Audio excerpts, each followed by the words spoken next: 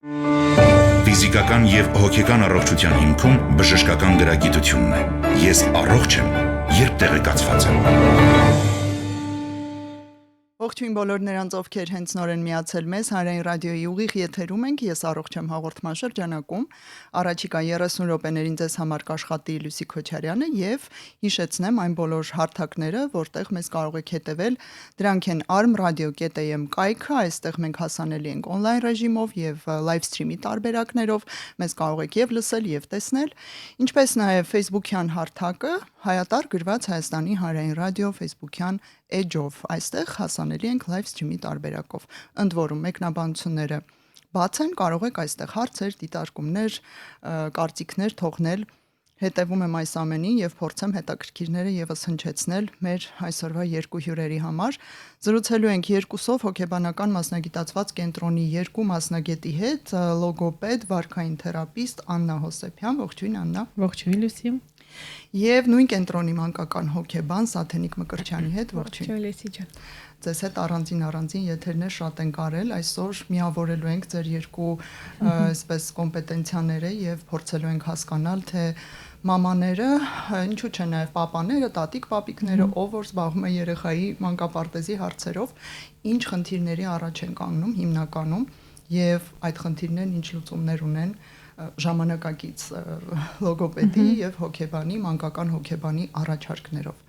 Եվ այսպես մանկապարտեզ, երեխայի ադապտացիան կամ հայերեն, ոսկեղենիկ հայերենով հարմարումը մանկապարտեզի եւ դրա հետ կապված ամենատարբեր հարցերը։ Թերևս ծնողներին առաջին հերթին հետաքրքրում է ճիշտ տարիքը, ճիշտ ճակերտավոր, որովհետեւ ես նախապես գիտեմ դուք ասելու եք, որ ամեն ինչ առանձնահատուկ է, բայց փորձենք մոտավոր պատասխանել այս հարցերին։ Ճիշտ տարիքը մանկապարտեզ տանելու երեխային որն է համարվում։ Կարող եմ երկուսիդ կարծիքներ լսել, որովհետև այստեղ եւ խոսքի զարգացումը հստակ նշանակություն ունի եւ իհարկե հոգեբանական վիճակը։ Ումից սկսենք։ Կպատասխանեմ ես, ճիշտ ասեցիք, միանշանակ տարիք չեմ նշելու, բայց քանի որ ուզում եմ, որ իրավիճակին նայենք ոչ տարիքի տեսանկյունից, այլ զարգացման տեսանկյունից։ Ինչու եմ սա ասում, որովհետև նախապես պետքա պատրաստել երեխային պարտեզ գնալուն եւ պիտի մենք նաեւ որպես ծնող հասկանանք հոգեպես երեխան պատրաստ է գնալու։ Օրինակ, եթե մենք խոսում ենք անխոչնդոտ մանկապարտեզ գնալուն եւ հարմարման process-ը ավելի հարթ կազմակերպելու մասին, ապա պիտի նայենք երեխան արդյոք ունի խոսք, կարողանում է կամ եթե խոսք չունի, կարողանում է ցույց տալ իր պահանջմունքները, որը ինքը ունի, թեկուզ ոչ խոսքի միջոցով, բայց գոնե ժեստերի միջոցով։ Արդյոք կարողանում է հրահանգները հասկանալ, արդյոք կարողանում է երեխան հարմարվել արկա իրավիճակին, այսինքն արդյոք սա առաջին փորձն է, որ ինքը ընտանիքից դուրս է լինելու։ Պետք է շատ գործոններ հաշվի առնել, որից հետո նոր անդրադառնանք տարիքին, որովհետև շատ երեխաներ պատրաստ են լինում 2 տարեկանում, շատ երեխաներ պատրաստ են լինում 3 տարեկանում։ Շատ պարտեզներ մասնավոր ընդունում են 6 ամսեկանից սկսած արդեն կախված ծնողի իրավիճակից եւ այլն։ Ես կարծում եմ, որ ամեն դեպքում օպտիմալ տարիքը 2+-ն է, որով եթե ցանկանում ենք, որ երեխան իրեն լավ զգա պարտեզում ու կարողանա մաքսիմալ կախում չունենա գոնե շատ հարցերում մեծահասակներից, կարողանա ինքնուրույն ուտել, ինչ-որ փորձ ձեռք բերել եւ այլն։ Աննա, շատերն ասում են, որ երեխան չի խոսում կամ խոսքը լավ զարգացած չէ, այ հենց պետք է տանել մանկապարտեզ, այնտեղ կբացվի խոսքը եւ այնտեղ կշփվի, տանը մենակ է կամ մենակ երեխա է կամ ծնողներ զբաղված են եւ երբեմն միայն տատիկի կամ դայակի հետ է։ Մանկապարտեզ տանելու ճակերտավոր ճիշտ տարիքը որքանով կապենք խոսքի հետ, խոսքի զարգացման հետ։ Նաեւ այս կարծիքը, որ տիրում է հանրության մոտ, ճիշտ է թե ոչ։ Ես մի փոքր կլրացնեմ նաև Լուսի ջան, տարածված է նաև ոչ միայն ան երեխան խոսք չունի եւ տանենք մանկապարտեզ, որպեսզի խոսքը բացվի, երեխան սկսի խոսել, այլ նաև ունենք նաև հաջորդ մտավախությունը ծնողների կողմից շատ դեպքերում, եթե խոսքը բացակայում է երեխայի մոտ, արդյոք երեխան կարող է մանկապարտեզում ադապտացվել եւ կարող է ընդգրկվել խմբի մեջ իրականում երկու պարագայում էլ սա իմ սուբյեկտիվ կարծիքն է, ես միշտ կողմ եմ մանկապարտեզ հաճախելուն, անկախ նրանից երեխայի մոտ արկա է խոսք, թե արկա չէ խոսքը։ Իհարկե, ինչպես Աթենիկը նշեց, մենք պետք է հաշվի առնենք յուրաքանչյուր երեխայի առանձնահատկությունը եւ որքանով է ինքը պատրաստ, սակայն եթե ընդհանուր վերցնենք, պարտեզը այն միջավայրն է, որը հնարավորություն է երեխային տալիս իր ընդհանուր զարգացման համար ապահովում է ամեն հնարավորությունը, որպեսզի ոչ միայն երեխայի խոսքը զարգանա, այլ զարգանա մնացած բոլոր գործընթացները եւ հաշվի առնելով յուրաքանչյուր երեխայի անհատականությունը, այստեղ պետք է ուղարկի ավելի մանրամասն թե դիտարկենք երեխան իր դժվարությունները կարող է ունենալ մանկապարտեզում, եթե անգամ երեխայի մոտ խոսքը բացակայում է կամ արկա է խոսք եւ ըստ դրա արդեն կարողանանք հեշտությամբ կազմակերպել երեխայի ադապտացիան մանկապարտեզում, բայց միևնույն է, եթե երեխայի մոտ խոսք անգամ չկա, մանկապարտեզ հաճախելը հնարավորություն կտա երեխայի խոսքի զարգացմանը, որովհետև ինչպես ես նշեցի, խոսքը միայն միջոց է, գործիք է եւ այդ խոսքը կիրառելու համար մեզ անհրաժեշտ է միջավայր։ Իսկ 2-ից մինչև 4 տարեկան, 5 տարեկան երեխայի համար միջավայրը համարվում է մանկապարտեզը, որքան էլ երեխան լինի ընտանիքում, մենք պետք է հաշվի առնենք, որ ընտանիքը իր միկրոսոցիումն է, սակայն այն ամբողջովին չի կարող ապահովել երեխայի ընդհանուր զարգացումը։ Ես նշում եմ ընդհանուր զարգացում, քանի որ խոսքը չպետք է շատ դեպքերում առանձնացնենք։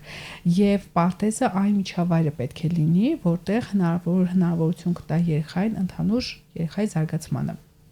Աննա, ես հիմա հիշեցի դեպքեր, երբ ծնողները մի քանի բառ խոսող կամ դժվար ուժ խոսող երեխայի տանում են մանկապարտեզ եւ հետո նշում, որ 1-2 բառ էր ասում, դա էլ է դադարել, ասել է եւ խնդիրներն ավելի շատացել են։ Մենք այստեղ ձեր փորձից ելնելով միգուցե կարող ենք նշել 1-2 գոնե հիմնական խնդիր, որ մանկապարտեզի կողմից է թույլ տրվում սխալը եւ երեխան փոխանակ այդ 1-2 բառը ավելի զարգացնի, դարձնի բառակապակցություն, նախադասություն, ավելի է փակվում։ Ընդ որում այս դեպքերը բավականին հաճախ ենք լսում։ Երևի ձեզ մոտ են բերում նաև այդպիսի երեխաների, չգիտեմ։ Այո, միանշանակ, հիմա փորձեմ մի քիչ բացել ճակերտների, փորձեք հասկանալ որտեղ, այո, որտեղ ես միշտ նշում եմ, մեդալը միշտ ունենում է հակառակ կողմը, եւ պետք է հասկանանք որտեղ են այդ դժվարությունները լինում եւ խնդիրները որտեղ են ծագում։ Ինչպես ես նշեցի, երեխան դուրս է գալիս ընտանիքից եւ շատ պարագաներում, եթե երեխայի զարգացման մակարդակը որոշակի չափով դանդաղում է կամ երեխայի խոսքի զարգացումը չի անպատասխանում տարիքին, երեխան 2-2.5 տարեկան է եւ ունի դեռևս շատ քիչ բառապաշար եւ ընտանիքում երեխան այսպես թե այնպես գտնվում է իր կոմֆորտ զոնայում։ Շատ պարագաներում երեխային կարող են հասկանալ եւ ժեստերի միջոցով կարող են հասկանալ, այսինքն դա հնարավորություն չի տալիս երեխային աճելու համար։ Եվ մենք երեխային այդ իր միկրոսոցիումից փոքրիկ բալիկին, որը ունի այդքան շատ մեծ կենսափորձ, կյանքի կենսափորձ, մի անգամից ստանում ենք մեկ այլ սոցիում, որը բավականին մեծ է, որը իրենից պահանջում է որոշակի կանոններ, որտեղ կան շատ երեխաներ, որտեղ երեխան ունի այն հմտությունները, որ իրեն անհրաժեշտ են շփումը կազմակերպելու համար։ Հաշվի առնենք, այո, յուրաքանչյուր երեխա որոշակի չափով ստրես է տանում եւ հնարավոր է երեխան այդքան էլ ստրեսակայուն չլինի, քանի որ շատ կարեւոր հանգամանք է, որի մասին ուզում եմ խոսել, մեր ընտանիքներում հայ իրականության մեջ շատ է լինում գերխնամքը երեխայի նկատմամբ։ Եվ եթե երեխան կիզակետում է գտնվում, ընտանիքի ուշադրության կենտրոնում է գտնվում եւ հայտնվում է երեխան մի վայրում, որտեղ ինքը պետք է համարվի խմբի մի մաս եւ ոչ թե առանձնանա։ Եվ երեխայի կենսափորձի քիչ լինելու հետևանքով էլ եւ զարգացման մի փոքր դժվարությունների հետևանքով այն ինչ երեխան ունի, այն ծնողը շատ դեպքերում ասում է, գիտեք, բայց ինքը տանը ասում է այս առարկայի, այս երևույթի անվանումը։ Պարտեզում ես լսում եմ, որ շատ նրան է դարձել, չի ուզում շփվել, չի ուզում խոսել։ Սա ցույց է նրան, որ երեխայի ադապտացիան դժվար է լինում, քանի որ երեխան ունի որոշակի դժվարություններ իր կենսափորձից ելնելով։ Այստեղ շատ կարևոր հանգամանք է դաստիարակի ճիշտ մոտեցումը։ Այսինքն դաստիարակը պետք է փորձի այնպիսի մոտեցումներ ցուցաբերի, որ հնարավորություն տա երեխային հեշտությամբ ընդգրկվել եւ ադապտացվել խմբի ներսում։ Իսկ դուք գոհ եք մանկապարտեզների, դաստիարակների միջին վիճակագրական կամ պետական առանձին, մասնավորն առանձին նրանց կրթվածությունից,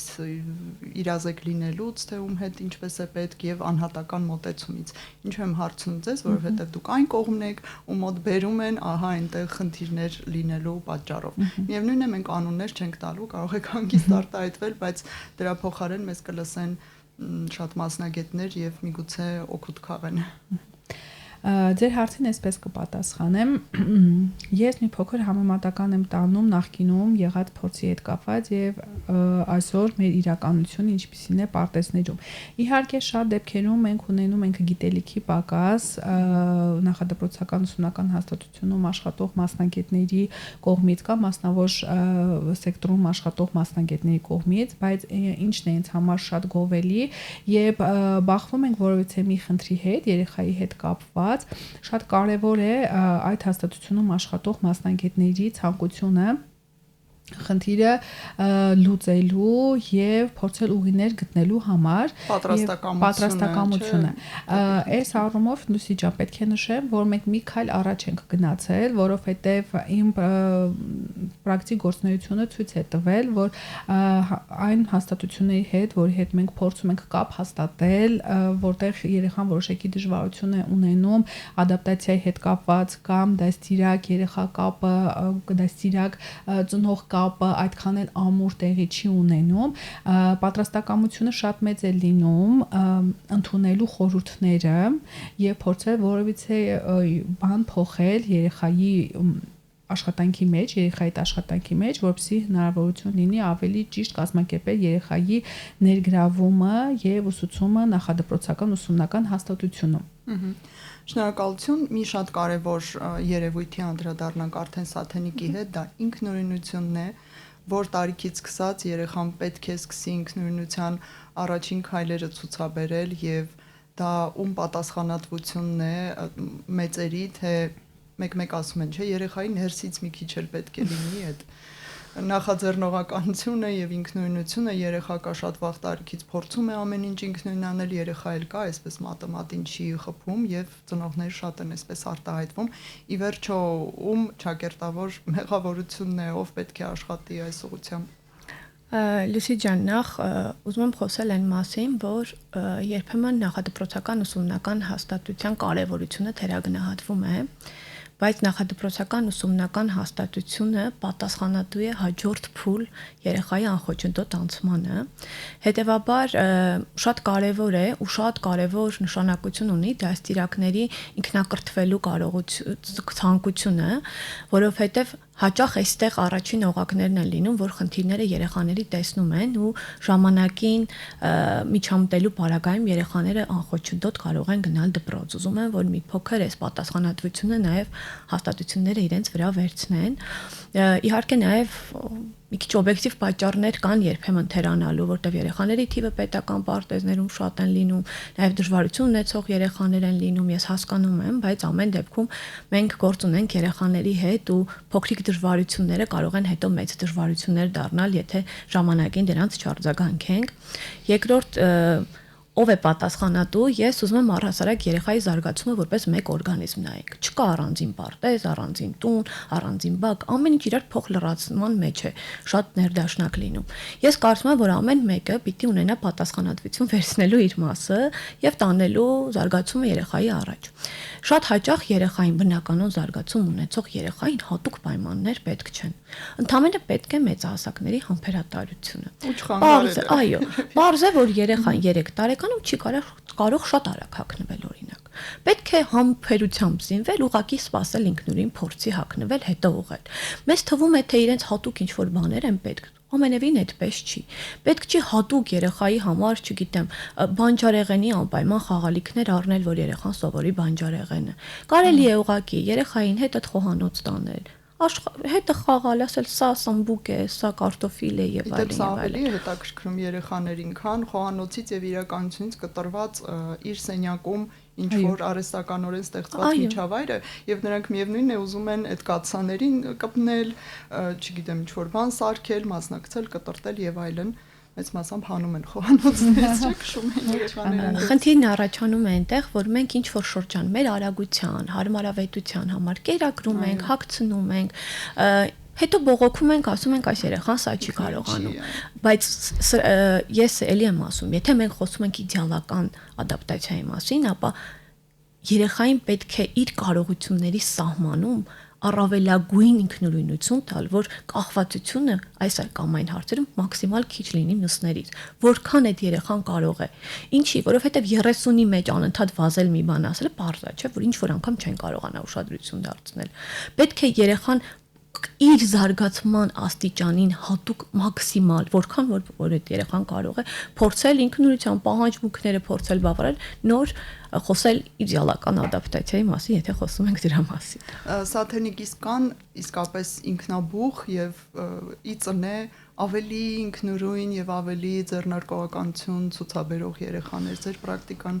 ինչ է հուշում։ Եվ իծնե ավելի դանդաղ կոտ, որ ոչնչով չես կարող նրան ավելի արագացնել, այսպես ասած։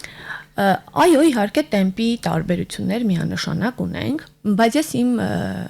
պրակտիկայում տեսնում եմ ոչ թե երեխաներ, ովքեր բնածին տեմպի դանդաղություն ունեն, ես տեսնում եմ լրացուցիչ խոչընդոտ, երբ որ առաջնորդվում են, այո, որովհետև այո, մի երեխա կարող է շատ ավելի դանդաղ հագնվել, քան մյուսը եւ դա նորմալ է, բայց խնդիրը չի առաջանում այդտեղ, խնդիրը առաջանում է համատարած, խմբում եթե 30 երեխայից 2-ը դանդաղ հագնվեն, դա խնդիր չի լինի, բայց երբ որ օրինակ 30-ից 20-ը գալիս են գերխնամված կամ 25-ը, այդտեղ խնդիր առաջանում է արդեն, մի բան էլի Լյուցի ջան, եթե կարելի ասել, խոսքին վերաբերող, հաճախ մեր ծնողները առաջին նշանը տալիս են խոսքին, դե որտեվ ինքը ամենաարտահայտվածն է, տարբերվում է երեխան մյուսներով, բայց երբեմն խոսելու համար երեխային պետք է լրիվ այլ բան միջև խոսելը, ինքնուրույնություն, հետաքրքրություն, հարմար միջավայր, արտահայտման շփում, բնական էմոցիաներ մամայի հետ, հա, ինչի եմ սա ասում, որտեվ օրինակ գadget-ի առաջ դրված ժամերով, չգիտեմ, մուլտիկ միացրած երեխան դժվար խոսքի դժվարություն չունենա։ Ինչու՞։ Որովհետև ինքը չունի հարմար միջավայր։ Ուսումնասիրելու, ձեռքը վերցնելու, շոշափելու, մամայի փեշը քաշելու, անդադ հարցեր տալու, տարբեր առարկաների անուններ լսելու։ Մենք փաստորեն չպիտի խոսքը որպես երևույթ եւ զարգացման ճյուղ առանձին վերցնենք, դիտարկենք, այ խոսում է, թե չի խոսում եւ չուսումնասիրենք, թե երեխայի կյանքի այլ ոլորտներում ինչ է կատարվում։ Սա կարծում եմ կարևոր է հիշել ծնողների համար։ Մի հարց Աննային, որպես լոգոպեդ, վարքային թերապիստ, կա հիմա որևէ սանդղակ, թե երեխան օրինակ մինչև 2-3 տարեկանը որքան պիտի խոսի, եթե ինչ-որ ցուցիչներ կան, հետո 2-ից 4-ում եւ վերջապես 4-ից 6-ում, երբ արդեն դպրոցի է նախապատրաստվում։ Հիմա շատ կուզեի, որ ծնողներին մենք զգուշացնենք, երբ անհանգստանալ։ Այ ինչ պետք է լինի, որ ծնողն իսկապես անհանգստանա եւ չմտածի, դե քերուն է քաշել, խոսի շուտով կամ դե հիմա բոլոր երեխաներն էլ շատ ուշ են խոսում ըստ էության։ Մենք մասնագետներից հիմնականում շարժվում ենք օրինաչափությամբ, երեխայի զարգացման օրինաչափությամբ եւ այն սենսիտիվ շրջաններով, որոնք կարեւոր են երեխայի վաղ զարգացման համար։ Իհարկե, երեխայի խոսքի բուժ զարգացումը սկսում է 1 տարեկան հասակից, երբ որ երեխան սկսում է արդեն որոշակի բառերը, որոնք թոթովանքային են 9 ամսեկանում, որոշակի բառեր արդեն սկսում է ավելի իմաստային կիրառել։ Դրանք պարզ կենցաղային բառերը կարող են լինել, հա, տուր, բացի, մամա, պապա, որոնք ուղղված են հստակ մարդկանց եւ հստակ առարկաների կամ գործողությունների։ Մինչեւ 2 տարեկան հասակը սովորաբար Լյուսի ջան շատ ենք կարեւորում խոսքի ընկալումը։ Երեխայի մոտ հնարավոր է ակտիվ բառապաշարը, այսինքն բառերի քանակությունը, որոնք երեխան վերարտադրում է, քիչ լինի, բայց շատ կարևոր է, որպեսզի երեխան ընկալի եւ հասկանա շրջապատող մարդկանց խոսքը։ Սա կարևոր ցուցիչ է երեխայի խոսքի զարգացման ուղղվածությամբ։ Ներկա պահին ինչն է շատ մտահոգիչ, այն որ շատ դեպքերում այո երեխաները բավականին ուշ են խոսում եւ սա ունի շատ մեկ կարևոր պատճառ, այն որ երեխաներին երբեմն շատ կոմֆորտ զոնայի մեջ են պահում եւ խոսքը որպես այդպեսի նաեւ խոսքի առումով, հա։ Այո, նաեւ խոսքի առումով ես պետք է նշեմ, որ ինչպես Աթենիկը նշեց, ցավոք սրտի հիմա յուրաքանչյուր երրորդ երեխա եթե ոչ երկրորդ երեխա, շատ է գadgetների եւ հեռախոսներով կլանված։ Ես պետք է նշեմ, որ մինչեւ 3-4 տարեկանը երեխայի վաղ զարգացման սենսիտիվ շրջանն է եւ երեխան զարգանում է բնական միջավայրում, այն ինչ որ նշեց Սաթենիկը, հետաքրքրության ուսումնասիրելով առարկաները, ուսումնասիրելով տարբեր երևույթները, սակայն թե երեխան օրվա մեծ մասը կլանված է լինում այդ գadgetների, հեռախոսների մեջ, զարգացնող խաղերի, որոնք կարծես թե ծնողները անցալում են որպես զարգացման միջոց, սովորում չէ թիվ այո, կամ օտար դրանք լեզու բոլոր արհեստացին բաներ են եւ դրանք մենք չենք համարում զարգացման որևիցե միջոցիչ եւ դրանով երեխային ոչինչ չի տալիս։ Եվ այն շրջանում կարևոր օրվա ռեժիմը, երբ որ երեխան ուտելու ժամանակ պետք է ուսումնասիրի ինչ է ուտում, երեխան ասած ժամանակ պետք է խաղերով կարողանա խաղալ, խաղալիքներ ուսումնասիրել, նույն կոտրելը, նույն ջարդելը, այդ շրջանը երեխան տարված է լինում հեռախոսներով եւ գadgetներով։ Սա իհարկե խաթարում է եւ միանշանակ չի կարող դրական ազդեցություն ունենալ ոչ միայն երեխայի խոսքի զարգացմանը, այլ ընդհանուր երեխայի զարգացմանը, որտեղ ես համաձայն եմ Սաթենիկի հետ, մենք չպետք է առանձնացնենք խոսքը, մենք պետք է դիտարկենք երեխայի ընդհանուր զարգացումը։ Եվ դրա հետևանքով էլ շատ պարագաներում երեխաների մոտ խոսքի զարգացումը բավականին ուշանում է։ Եվ երկրորդ կարևոր ցուցիչը, որը ես նկատում եմ եւ յուրաքանչյուր երկրորդ ծնող ինձ դիմում է այդ հիմնական անհանգստությամբ կամ հայտով, այն որ երեխաներին շատ դեպքերում հասկանում են ժեստերի միջոցով, շատ դեպքերում հասկանում են ձայնարկությունների միջոցով եւ երեխան սովորում է դրան։ Այսինքն մեծերը հասկանում են փաստացի եւ կատարում են օրինակ ինչ որ գործողություններ, ուզածներ, չուզածներ ու երեխան առաջ չի գնում, հա, չի գնում, քանի որ Լուսի ջան երեխան չի ունենում մոտիվացիա։ Ինչու համար ես ասեմ բառեր, եթե ինձ հասկանում են ցուցամատիկի միջոցով, ձայնարկության միջոցով։ Եվ սա խաթարում է խոսքի զարգացմանը։ Սաթենիկ, արդյոք արժե սպասել, որ երեխան խոսի ինչ որ բազային չափով եւ որոշ ինքնուրույնություններ ձեռք բերի, նոր տանել մանկապարտեզ, որ երեխան հնարավորինս քիչ ստրես տանի։ Այսպիսի մոտեցումը ճիշտ է, ես շատ պատասխանատու եւ ցավ ծնողների մոտ մի փոքր այս միտումն եմ նկատում եւ մեղքս ինչ թաքցնեմ, ես էլ եմ եղել այդպիսի ծնողներից, երբ նշաձող եմ դրել, որ մինչեւ այսքան խոսքը բացվելը ինքնուրույն ուտել, զուգահանակոնքից օգտվելը, սպասում եմ, նոր տանում եմ մանկապարտեզ, որտեվ այդպես երեխան ավելի ազատ կլինի իր գործողությունների եւ խոսքի մեջ եւ չի լացի մամայի հետևից, չէ, հիմնական այդ խնդիրները, որ չի մնում մանկապարտեզում, ժամերով լացում է։ Ու իմ դեպքում լավ է ստացվել, այսինքն հենց առաջին օրը 8 ժամով երեխան այնքան ինքնուրույն էր եւ այնքան լավ էր խոսում, որ մնաց, բայց ես ենթադրում եմ, որ միգուցե իմ բախտն է բերել։ Արժե այսպիսի բան անել։ Լուսի ջան, բազմիցս ասեցի, էլի ասեմ, լավ տարբերակը դա է, բայց չեմ ուզում միայն դրանով առաջնորդվենք, որովհետև կան տարբեր զարգացման դժվարություն ունեցող երեխաներ, չեմ ուզում անված կան մայրիկներ, ովքեր չեն սպասել այդ փուլին, որովհետև հաճախ ինչ-ինչ պատճառներով գնում են։ Նաև մենք ունենք Եվրոպայի փորձը, որ երեխաները շատ ավելի վաղ են գնում պարտեզ, եւ շատ նորմալ զարգանում են, որևէ խնդիր չի առաջանում։ Այո, այդ պատճառով չեմ ուզում անընդհատ ոնց որ այդ տարիքը որպես ցուցիչ դնենք կամ։ Ու հետո դա շատ է սահմանափակում, մնացածը բա ինչ անեն, ինչպես հարցերը լուծեն։ Որտեվ երբեմն մարդիկ ստիպված են լինում գնալ եւ այլն, բայց ես ուզում եմ, որ մենք երեխային այդ տարիքում որքան հնարավոր է թողենք ինքնուրույնության։ Եվ շատ կարեւոր է, որ մենք պատրաստվենք երեխային թողելու։ Կան բազային մի քանի քայլեր, որ երեխայի հարվարումը դարձնում է շատ ավելի հեշտ։ Առաջին, ուղղակի ծնողը պետք է հոգեպես պատրաստ լինի, որ երեխային տանում է պարտեզ։ Երկրորդ, պարտեզից մի քանի ամիս առաջ պիտի սկսենք երեխային նախապատրաստել պարտեզին, ոչ թե այդ օրը, դրանից 2 օր առաջ եւ այլն։ Պետք է միշտ, երբ որ ասում եմ, երբ որ հաճախ են ծնողներս հարցնում, ասում են ինչ ասենք, ասում եմ մի ոսկե կանոն կա, երբ չգիտեք երեխային ինչ ասել, ասեք ճշմարտությունը։ Ուղղակի պատմեք ուր է գնալու, ինչ է անելու, մոտավորապես դուք գիտեք ինչ դժվարություններ կունենա, որ դեպքում ում կարելի է դիմել, որ սոված ես ում դիմես, որ ծառավ ես ում դիմես, հա, բաներ տարական, որ երեխային միջավայրը ապահով է դարձնում։ Դաստիարակի հետ նախապես կարելի է ծանոթանալ, կարելի է երեխան եթե չունի բացի մայրիկից այլ մեկի հետ մնալու փորձ, կարելի է այդ փորձը երեխային տալ։ Փոքրիկ զարգացման կենտրոններ կամ փոքրիկ խմբերով, որտեղ կարա երեխան առաջին փորձը առանց մեծ ստրեսների ունենալ։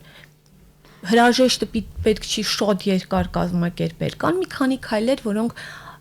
եթե արվում են, եթե նախապես երեխայի հետ աշխատանքը տարվում է, շատ լուրջ ստրեսի մասին չենք խոսում այդ բaragային։ Իսկ մի փոքր խափելը, որ ես գնում եմ, հեսա մի րոպեից հետ եմ գալիս։ Էդ էլ է չէ, շատ տարածված վիճակ, դրան մոտից ասել, հիմա գնում եմ մեքենայից բան վերցնեմ ու գամ եւ չի վերադառնում օրինակ մաման։ Քանի որ ես ժամանակին պարտեզում փորձ ունեցել եմ, մեկ դա է շատ տարածված, երկրորդ շատ երկար համոզել է երեխային։ Ես միշտ խորհուրդ եմ տալիս հրաժեշտ տալ ու արագ գնալ, որտեղ հրաժեշտը միշտ երկարեցնում է, եւ երկրորդ ինչ խորհուրդ եմ տալիս, հաճախ երբ որ ծնողներին ասում էինք գնենք, իրենք ցած նեղվում էին, իրենց ասում է, եթե դուք հիմա մնաք մի քանի ժամ, կկարողանաք իրեն համոզել, եթե կկարողանաք մնացեք, ասում էին չէ, ու ինչի ենք իրեն տանջում։ Հա, սովորաբար մի քանի բան կա, որ մենք պիտի հասկանանք։ Մենք էլ հակված չենք, որ երեխաների լացը շատ լսենք, իրենք նեղվեն, բայց շատ կարևոր է, որ այդ սահմանը հասկանանք։ Երեխան, ով առաջին փորձն է ունենում առանց իր մայրիկի ինչ որտեղ մնալու, միգուցե եւ այդ օրը մի փոքր տխրի, բայց երբ որ մի փոքր տխրեց ու հաճելի ժամանակ ունեցավ, խաղաց, իրեն փաթաթվեցին, ապահովության զգացումը տվեցին, ինքը այդ միջավայրը սիրելու է եւ գնալու է, եթե հատկապես մենք բոլոր նախապատրաստական քայլերը արել ենք ճիշտ երեխայի համար։ Կոմպենսացիան հետո աշխատելու է։ Եվ շատ կարևոր հարց հարմարման գործընթացից այստեղ ձեզ երկուսի կարծիքն էլ կուզեմ լսեմ, եւ լոգոպեդի եւ մանկական հոգեբանի, դա շփումն է հասակակիցների հետ, որը երբեմն մամաները նկարագրում են որպես շատ բարդ կռվարարություն, խոզություն ճակերտավոր, այդ բառը չեմ սիրում, բայց շատ են օգտագործում, էգոիստություն, չի կիսվում խաղալիքներով, չի համագործակցում, նու այդպես չի սիրում հասակակիցների հետ շատ շփվել, սա հիմնական խնդիրն է, դուք համաձայն եք թե ոչ։ Կախված է երեխայի տարիքից, մեր պետական պարտեզները 3 տարեկանից են եւ դա բացարձակ պատահական չի, որովհետև 3 տարեկանից էլ երեխաները սկսում են շփվել իրար հետ։ Միջև այդ երեխաները խաղում են իրար կողք, բայց ոչ իրար հետ։ 3 տարեկան եւ դա նորմալ է։ 3 տարեկանից սկսում են շփվել իրար հետ, փորձում են փոխանակվել խաղալիքներով եւ այլն։ Մի կարևոր բան ասեմ, քանի որ երեխաներն էլ հաճախ սիրում են տանից ինչ-որ խաղալիքներ տանել պարտեզ եւ այլն, մենք պիտի կարևոր մի մոտեցում ունենանք։ Կամ երեխային թույլ չենք տալիս երեխաներին բերել խաղալիքներ, կամ երեխան իրավունք ունի իր խաղալիքը ուրիշին չտալու։ Որտեվ շատ անարդար է, երբ որ մենք երեխային խոզ ենք ասում, խոզուկ է, չի կիսվում, դա իրն է եւ կամ պիտի փոխանակվի, կամ իր համաձայնությամբ պիտի տանք մյուս երեխային։ Դա խոզություն չի, դա տարիքին բնորոշ դրսևորում է, որը շատ նորմալ է այդ տարիքում։ Աննա, միմյանց հետ, հասակակիցների հետ խոսքով շփման մասին ինչ կասեք, ինչ առանձնահատկություններ ու դժվարություններ եք նկատում։ Ես փորձեմ սաթենիկին լրացնել նախորդ հարցի հետ կապված, կոնֆլիկտների հետ կապված, ես կարծում եմ, որ պարտեզում անհնար է կոնֆլիկտներ չլինեն երեխաների հետ, քանի որ շփումը իրենից ենթադրում է նաև կոնֆլիկտների առկայություն եւ դրանք են առաջնային կոնֆլիկտներն են, որոնք լինում են երեխաների միջև եւ այստեղ երեխաները նաև փորձ են ձեռք բերում այդ կոնֆլիկտները կարողանալ ինքնուրույն հաղթահարել եւ այստեղ շատ կարեւոր է նաև պարտեզում դասյակների ներգրավվածությունը, որովհետեւ հենց այս շրջանում շատ կարեւոր է երեխաները սովորեցնել նաև դրական վարքի դրսևորման ձևերը Դրական փորձ հավաքել։ Այո, դրական փորձ հավաքել է եւ դրական փորձը հավաքում են միաշանակ բնական միջավայրում կոնֆլիկտի առկայության դեպքում, իրավիճակի առկայության դեպքում։ Եվ այդ պատճառով թող ծնողները բացարձակ չվախենան եւ այո նման պիտակավորումներով, անուններով չդնեն, որովհետեւ դա նույնպես զարգացման բնականon գործընթաց է եւ երեխան կոնֆլիկտներով պետք է կարողանա հաղթահարել եւ զարգանալ, որովհետեւ երեխան հետագայում դպրոց է հաճախելու, հետագայում բուհ է հաճախելու եւ այդ կոնֆլիկտները մեր կյանքի անկախների մասն են։ Այո, միաշանակ կոնֆլիկտները Այսինքն երեխաները չեն խոս, ճակերտավոր, երեխաները չեն ագահ կամ էգոիստ, հարգելի ծնողներ, սա հիշենք եւ գրեթե պրակտիկորեն բոլոր երեխաները անցնում են ինչ-ինչ կոնֆլիկտների միջով հասակակիցների հետ շփվելիս, օտար եւ նոր մեծահասակների հետ շփվելիս, նույնիսկ խոսքը զարգացնելիս եւ այլն եւ այլն։ Շնորհակալություն, մենք արդյոք ժամանակ ունենք էլի հարց ուղղելու, ոչ չունենք, այն որ կիսատ կմնա։ Շնորհակալություն այս հետաքրքիր ինֆորմատիվ հարցազրույցի համար։ Հույս ունեմ մենք օգնեցինք այն ծնողներին, ովքեր պատրաստվում են երեխային արդեն տանել մանկապարտեզ, մի փոքր շուտ նախապատրաստական քայլերը անեն, ոչ նախորդ օրը եւ ոչ հենց այդ օրը, որ այսօր գիտես ինչ լավ տեղ են գնալու, որտեղ դու ինձ 5 ժամ չես տեսել։ Մի տեսակ երեխայի համար անհասկանալի է մնում։ Զրուցեցինք երկուսով հոգեբանական մասնագիտացված կենտրոնի մասնագետներ, լոգոպեդ, վարքային թերապիստ Աննա Հոսեփյանի եւ մանկական հոգեբան Սաթենիկ Մկրտչյանի հետ։ Ձեզ համար աշխատեց Լուսի Քոչարյանը, հուսով եմ ելի կհանդիպենք, ցտեսություն։ Ֆիզիկական եւ հոգեկան առողջության հիմքում բժշկական գրագիտությունն է։ Ես առողջ եմ, երբ տեղեկացված եմ։